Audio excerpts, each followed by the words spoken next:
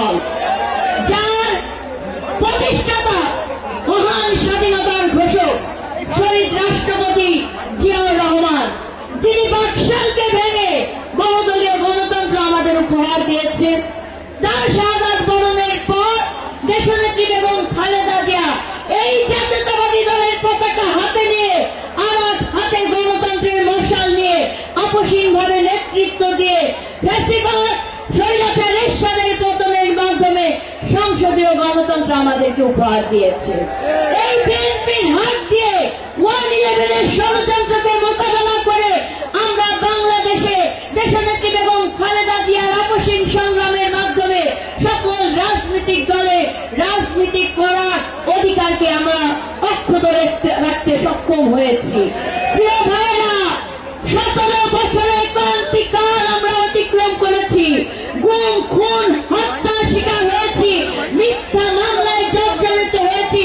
আমার নেত্রীর আপসীন সংগ্রাম এবং বাংলাদেশকে ঐক্যবদ্ধ করে রাখা, জনগণের অধিকারপূর্ণ প্রতিষ্ঠার জন্য তার দ্বারা নির্যাতন সহ সকল সংগ্রামের ত্যাগ এবং নেত্রীর কারাবরণের পর দলের দায়িত্বভার গ্রহণ করেন দলের ভারপ্রাপ্ত চেয়ারম্যান।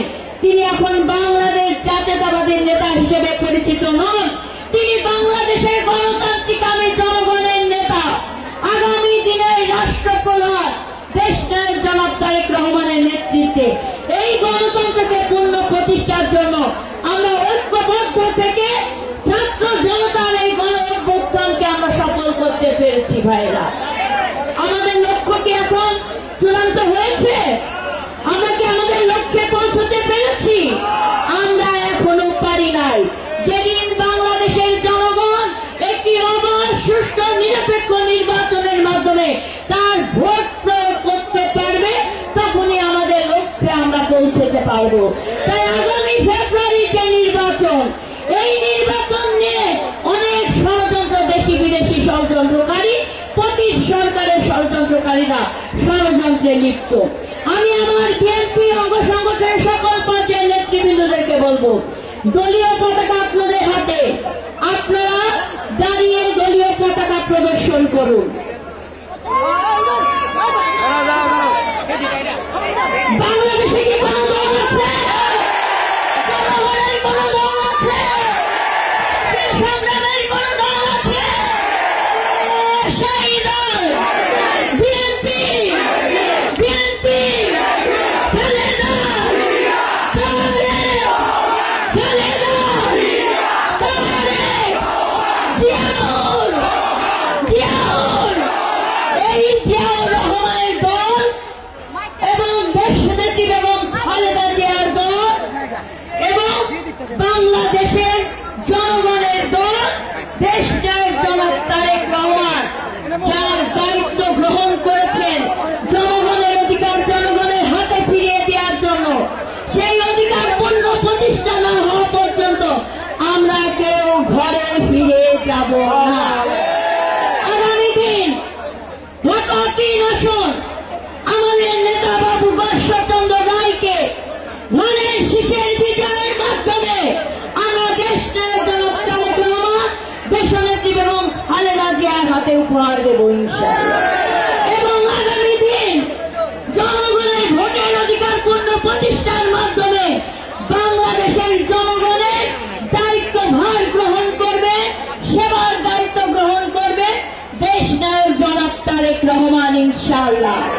আমাদের বাংলাদেশের অভিভাবক দেশনেত্রী বেগম খালেদা জিয়া তার ত্যাগ, তার মহিমা, তার আপসীনতায় বাংলাদেশের জনগণ ধানের শীষের বিজয়ের মাধ্যমে দেশনায়ক জনাব তারেক রহমানকে আগামী দিনে বাংলাদেশের প্রধানমন্ত্রী হিসেবে জনগণ এবং দেশের স্বাধীনতা, সার্বভৌমত্ব রক্ষা করার দায়িত্ব অর্পণ করবে।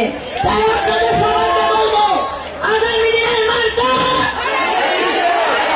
আগামী দিনের মার্কা খালেদা জিয়ার মার্কা, তারেক রহমানের মার্কা। ধানের শীষটাকে আমাদের এগিয়ে নিতে হবে, কারণ জিয়া পরিবারের হাতে বাংলাদেশ নিরাপদ। ধন্যবাদ সবাইকে।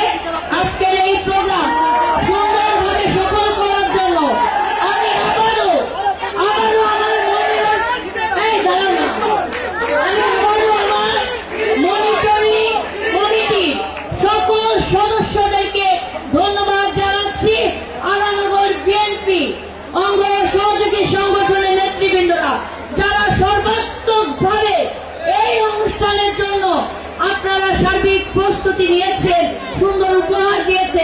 তার জন্য আমি কৃতজ্ঞতা জ্ঞাপন করে আমি আমার সভাপতির বক্তব্য শেষ করছি। ধন্যবাদ।